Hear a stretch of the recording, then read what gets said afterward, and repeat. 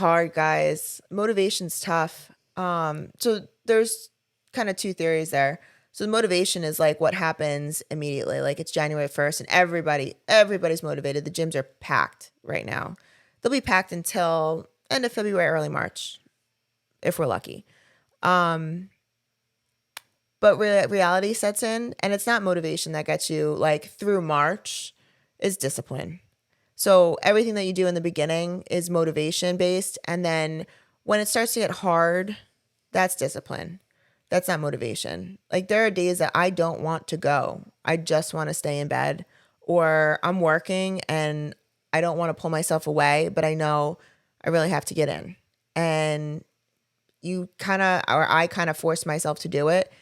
Those days are the hardest days mentally, but you're going to also get the strongest mentally. Or they're the hardest days physically, but you're going to get the strongest mentally. And those mental gains are worth so much more than your physical gains, because those mental gains are what's going to get you back to the gym tomorrow and the next day, or eating clean tomorrow and the next day. Because everybody knows eating clean is not fun, but it's necessary. Yeah. I think my motivation is just to be able to take my shirt off in the summer and not feel embarrassed. That's pretty cut and dry. Yeah, I'm that kid, that pale, pasty kid getting in the pool wearing his t-shirt. That's why I do it. I think my fear is just not being like that like old man that can't move anymore. So that's why. That's fair. And just to live long, hopefully. Well, that's why we did the fast, right? Yeah. Yeah, I think my motivation back in the day was to be like, I don't know, be stronger than everybody else in the gym. And now it's just to maintain myself. I think I stopped competing with everybody else and worried about just myself. But also I work out with a bunch of women now. This is true. I just don't care anymore. I think the whole ego thing is like, I'll just let that ship sail. And Chris gets very angry when, like, today was leg day at Burn, and there was just 35-pound dumbbells sitting out, and we had this one like odd exercise, and he comes over with a set of 25s, and I was just comfortable grabbing the 35s, and I didn't have to walk all the way over to the rack and get weights. He walks over and he's like, "You're gonna use the 35s?" I was like, "Yes." But this is also where it comes to like functional movement, doing things different. So like they kind of pick the workout for you, and like sometimes you're doing movements that you've never done before, and so like they described a movement we had to do, and we had to do this movement for like 8 minutes. So they're like running, grab dumbbells. You have 10 seconds. So you're running over there like, I don't even know what kind of weight I should be grabbing. I don't know if I should be grabbing like 20s, 25s, like 45s. I had no idea like what kind of weight to even grab. So I was like, I'll just grab 25s and I'll try doing that. Cause like, it's not like you're just doing 10 reps. Like you're doing like, it was like 8 minutes a station and you're doing 2 different movements back and forth for 8 minutes. So you don't get to stop and take a break. But anyway, I just grabbed 25s. I was like, I don't know what to grab. So I grabbed, ran over there, and then there was a pair of 35s on the mat. And so she's like, I'll use these. I was like, you're using the 35s? She's like, yeah, why? I was like, because I grabbed 25s. I was like, I can't have you in the workout doing 35s while I'm doing 25s. So right next to each other. I was like, give me the 35s. She's like, no. I was like, well, I was I'm not comfortable running with the across the gym to go 35s. get more 35s. So, We fight over the weight now. yeah. We're an aggressive couple. She's like, what's the problem? I was like, the problem is your weights are heavier than my weights. No hero. Leave your ego at the door. But we used to do that same thing at CrossFit too. Like they would set up a workout. If I ever set up my barbell and I looked at her barbell and had the same weight, I was like, son of a bitch. So I had to run over, add more weight to mine. I was like, I can't have you lifting the same weight I'm lifting. I always like, if I could, I tried to do the men's weight on like any workout I possibly could. That's how I like kept pushing so hard. We got a question about supplements for sleeping. I know that's one of your... Oh, I love my sleep supplement. I recommend vodka. Sleep like a baby. Do not drink alcohol to go to bed. It is not... Drink it when you're depressed before bed. Nope. That's the best time to do Still it. no. If you're ever depressed, grab a handle. Ay. No. So I use from Blackstone Labs, there's a stack. It's called the SST1 kit. One of the parts of the stack is for daytime. It's IGF-1. And it's almost like taking growth hormone. And then the sleep component of this stack it's called GH, ironically. And it gives you the most restful, non-addictive sleep for recovery that I think I've ever had. So I think that's why I slept so well when we were fasting too, because I continued to take this sleep aid and I take it every night. I love it. You gave it to your mom recently too, right? I gave it to my mom recently for those of you that, I guess not everybody follows my dad on Facebook, but he just posted that he has cancer. So Well, we knew. That's not like how we found out. we knew, but the We sound world, like, the we just saw world he didn't posted know. he had cancer, so we just found out. The world didn't know. So he had just kind of announced it to people outside of his very close circle. And my mom hadn't been sleeping because of it. And of course, like, it's your spouse. Of course you're not sleeping. We really were having a hard time sleeping.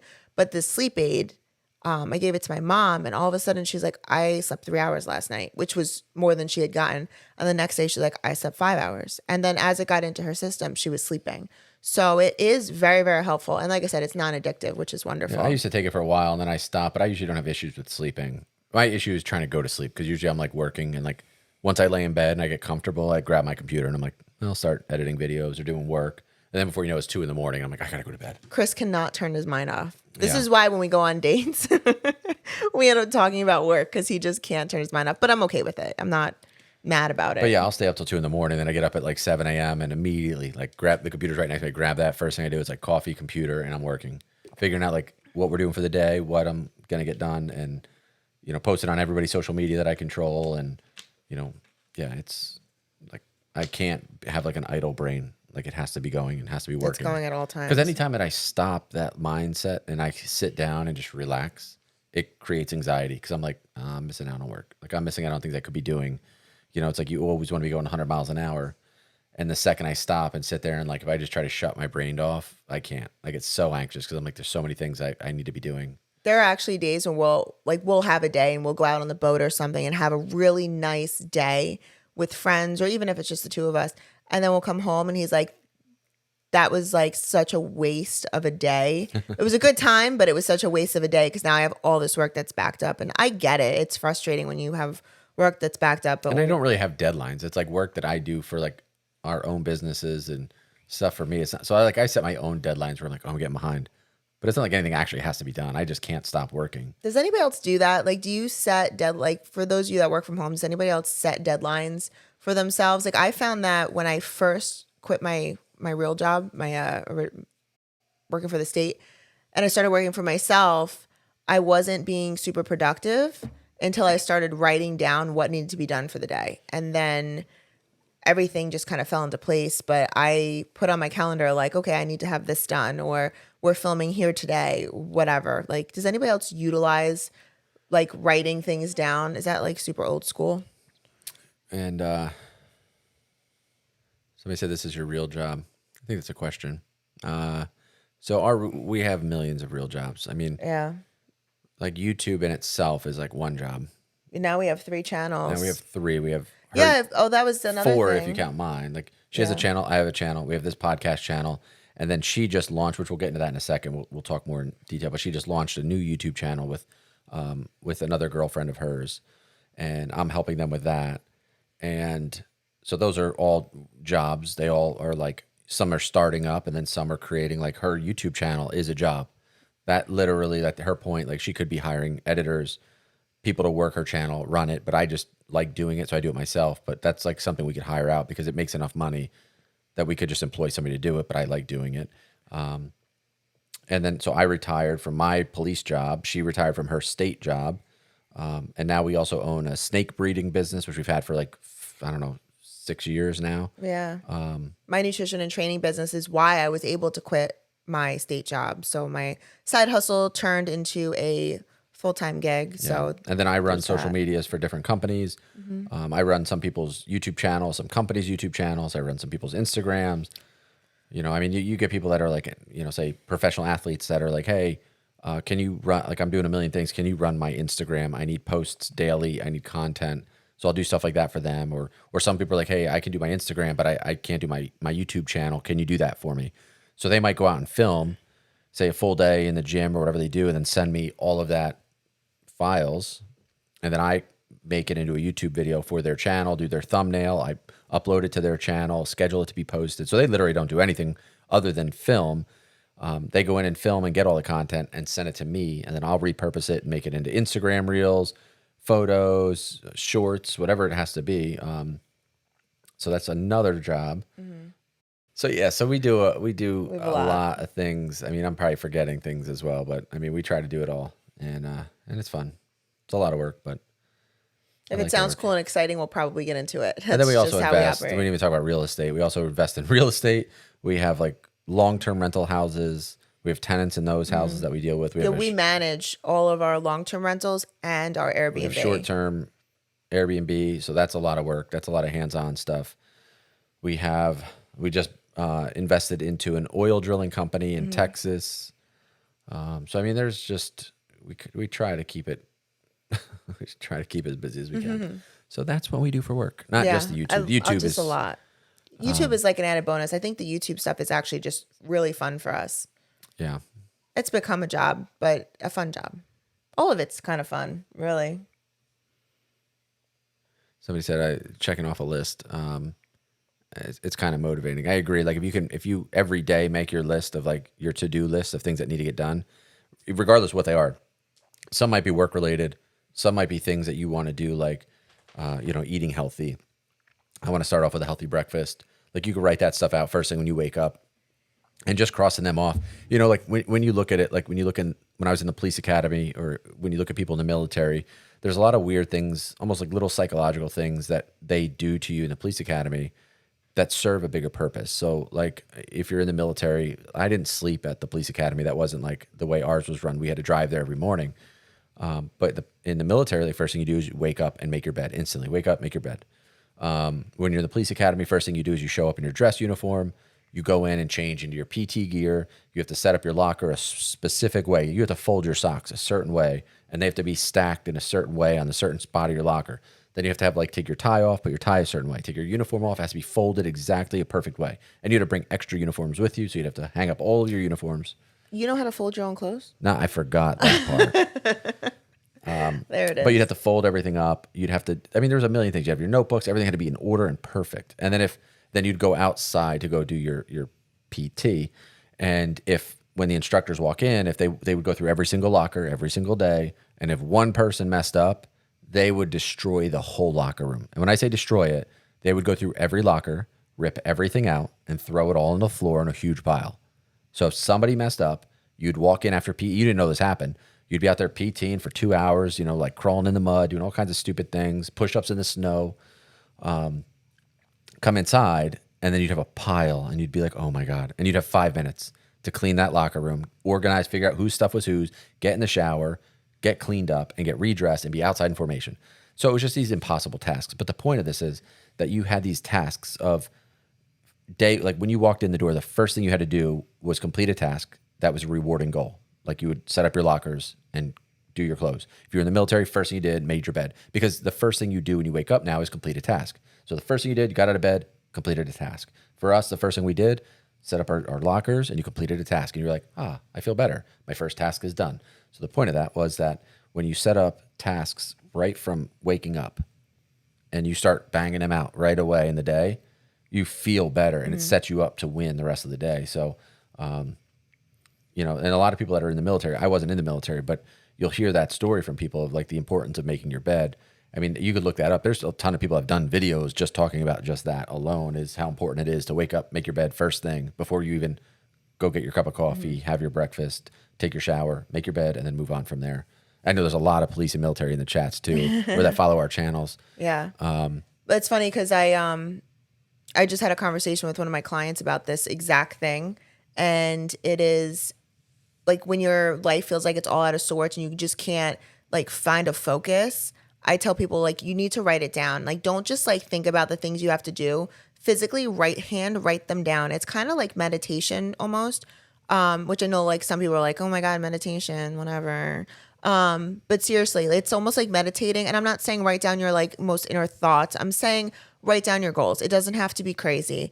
One person I said, literally write down number one, go to the gym, and then check it off because you're physically walking out the door and going to the gym. Eat clean for the day. It doesn't have to be crazy tasks, but every time you accomplish one of those things, you feel fulfillment. So if you're writing all these things down, they should be realistic. And if you don't achieve them, say you write 10, 15 things down, I get out of control sometimes. And I'll 15 things down, and it's there's not even that many hours in a day. but I'm writing all these things down. And if I don't get to it, it's okay. It's just something I can shift on to tomorrow. And if I didn't get to it and I was supposed to really get to it today, I might write down a little reason, like maybe my daughter came home from school sick or something, whatever. But writing these things down, it helps keep your focus and your mental clarity in check.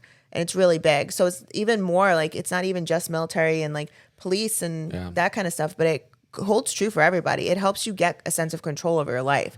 We all need a little more discipline. I think what's important is like when you have those lists, if you make a list for the day and the items that you did not finish, is carry them over to the next day and stack them and then add more to it. And that way, like, I didn't get that stuff done yesterday. I have to get it done today. Because if you just like get through half of them and then you just wash that list clean, you go on to the next thing, you've already trained yourself to be like, I don't have to get it all done. If I don't get it done, we just clean slate it and start day 2. So like, I think it's important that the items that you didn't finish, they have to be top of your next day's list and then add to that to day 2. Now you'll be like, wow, I'm a little overwhelmed and swamped here because I didn't do well yesterday. So I better clean this up and get through all of this today, or tomorrow's going to be compounding even worse. So I think it's like a good thing to see and let yourself kind of get a little overwhelmed and get yourself back on track.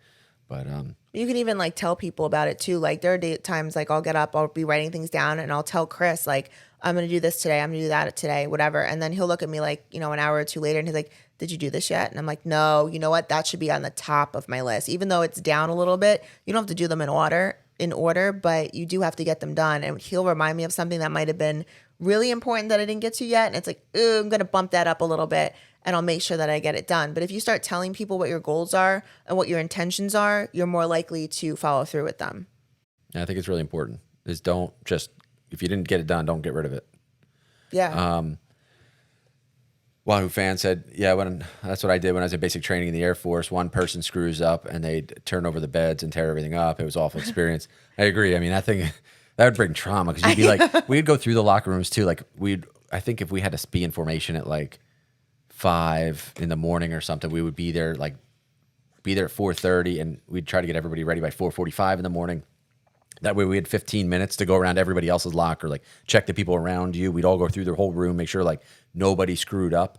And then, so you'd be like, finally, we got it all right. And then you go PT and be miserable. And then you come back in and you're like, oh my God, like everything's thrown. And you're like, who? And then you'd have to write your name inside your clothes because you'd be picking up a ton of pants that were like size 34, 32s. And you're like, whose are these? And then you pick one up that has like a stain. You're like, that wasn't mine. Like, that's not mine. And you get stuck with them. You're like, these weren't mine. So you had to make sure you like wrote your name inside so you could just look and yell out whose name and start hurrying up and handing them out to everybody. But so that was definitely, it taught you definitely how to, that nobody is more important than the other person. You have to work as a team. Yeah. It was one of those experiences for 6 months where it was like absolutely terrible. And the day you graduate, you're like, that was actually pretty cool. But the days you're in there, you're like, this is awful. I'm sure it like helped you guys like bond also. Yeah, you do. Cause I mean, it's the first time most people are probably showering naked with each other. You're suffering together. Yeah. And we'd have to stand single file line, naked, waiting for the shower. So that was always fun, staring at the guy's head right in front of you, just staring at the back of his head, waiting for him to step forward. He stepped forward, you step forward. Don't take 2 steps forward. Yeah, you had like 30 seconds to shower. So you get into the water, you'd already have shampoo on your head. You squeeze out shampoo on your head, So step the into guy the water. behind you put the shampoo in your head? Sometimes. Was he washing your back while you were standing in line? Bonded the most.